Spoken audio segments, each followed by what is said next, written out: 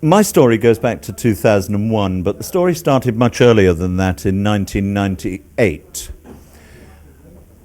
It's the story of the deliberate decimation, if not destruction, of the British livestock industry. In 1998, we are given to understand that there was a meeting in the European Soviet, and it was a meeting of not the ministers, to make it deniable, we understand. However, secretaries who were doing translations and transcriptions from this meeting have contacted us and given us details of the meeting. At that meeting, it was decided that it was imperative to destroy the British livestock industry.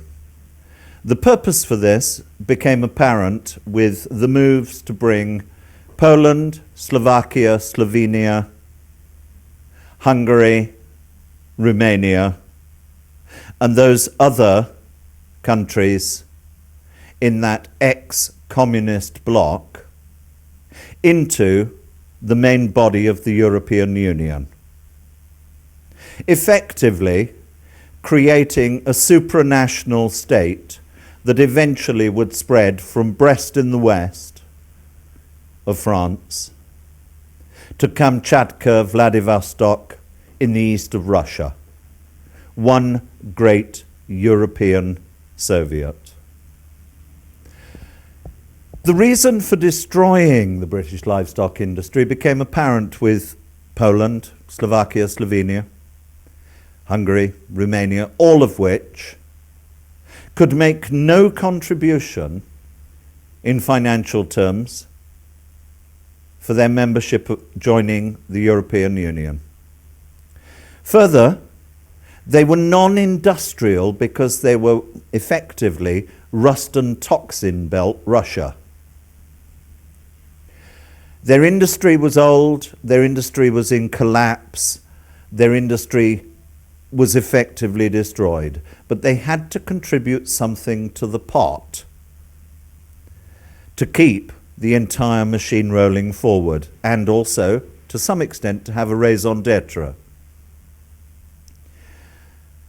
By destroying the British livestock market and ensuring that the British people couldn't feed themselves, they needed meat, and they needed it from somewhere. I understand that it was decided that Poland would be porcine production, pigs, bacon, and various pork products. Slovakia and Slovenia would be bovine agriculture, milk production, and beef. Hungary and Romania would be sheep. And of course, Hungary for centuries has been a great sheep producing industry. In fact, a very old friend of mine, now 20 years dead, took Karakul sheep, the Astrakhan sheep, out to South Africa from Hungary. After that, and putting these two things together, they had to introduce foot and mouth to destroy the industry. Foot and mouth was stolen, and it was stolen from a government facility, I understand Pirbright. It was stolen by animal rights activists. I published on the internet, and it was subsequently picked up by the press, that it was animal rights activists from Norfolk, and judging by the fact they threatened to kill me, they threatened to burn out my business, I do have just a smattering of feeling I might have been about right. That would indicate that the animal rights activists, with the acquiescence of the British government, were permitted to obtain foot and mouth virus. We subsequently discovered that foot and mouth virus of the Pan-Asian type O, and I had to get somebody from a US Air Force base to illegally fly out blood samples for testing because we couldn't get them tested in a British laboratory because the government controlled all such laboratories. We discovered it was Pan-Asian type O. Pan-Asian type O had never been seen in the wild anywhere in Europe previous to this. I am speculating, however, it's a speculation I'm 110% sure of, that the Pan-Asian type O was taken and was tested in a small way on the Galloway Hills back in about the September of 2000. You may recall that the Olympic Games were on in 2000 in the October in Australia.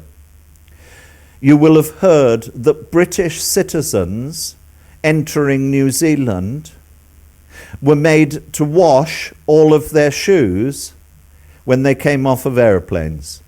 No one in Britain knew that there was foot and mouth loose in Britain. But in New Zealand, they knew. Australia, we understand, were notified that on the last day of the Olympic Games there was a danger of an aerosol spread of foot and mouth disease. The aim of that spread was to take foot and mouth disease worldwide. It didn't actually occur. However, during that October and November, the government was actively purchasing burn timber around the world. Mostly, I freely admit, within these United Kingdoms. They were buying old railway sleepers. They even bought a shipload of old railway sleepers from Spain on a special deal. A measure of their competence was they were delivered, they were concrete sleepers. What they did with them in the end, I've no idea, but concrete just plain doesn't burn too good. They also commissioned the printing of keep out foot and mouth notices, leaflets, etc. Some of that was printed in Ireland in the November. During December, they took delivery of white overalls, disposable overalls for the slaughtermen. And it was in the January I first heard of foot and mouth, but it became announced to the public in February. I bearded animal rights on this issue. And yes, when I said that they had visited Bobby Waugh's farm in Northumberland and had released the vaccine there, they said they had never been to Bobby Waugh's farm. I offered to publish a correction on the documents I had put on the internet. However, when they came through to me, they admitted they had been in the road alongside his farm. I can only assume this young lad from Norfolk on his way home from the pub got a little lost and found himself with a vial of foot and mouth virus in his pocket in Northumberland. Now, for anybody watching this outside of Britain, Norfolk is just outside of London in relative terms. Northumberland is on the Scottish border, at the far end of England. So it cannot have been a coincidence that the foot and mouth virus was tracked back to Bobby Waugh's farm. Furthermore, this was published by I think it was either the Mirror or the Express, on their front page after I gave them the information.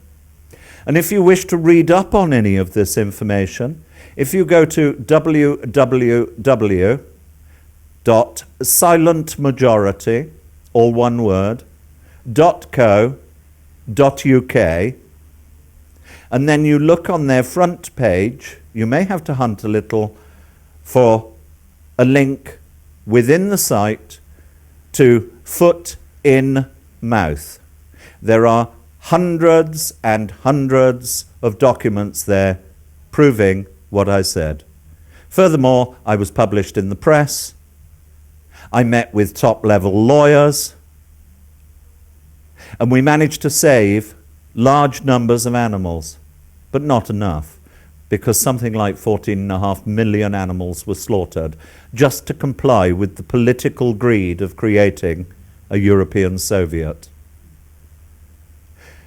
They are now, I notice, leaking it. The day that it was announced there was another outbreak of foot and mouth, I said that will be due to the rain and bad drainage at the research establishment.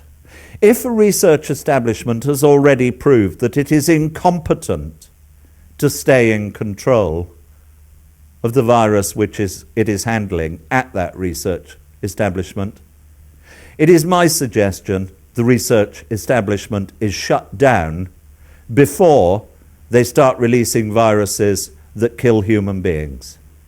To prevent this needless slaughter of animals, we should improve our facility. We should vaccinate all our animals. There is a great outcry about this, that it will damage our export market.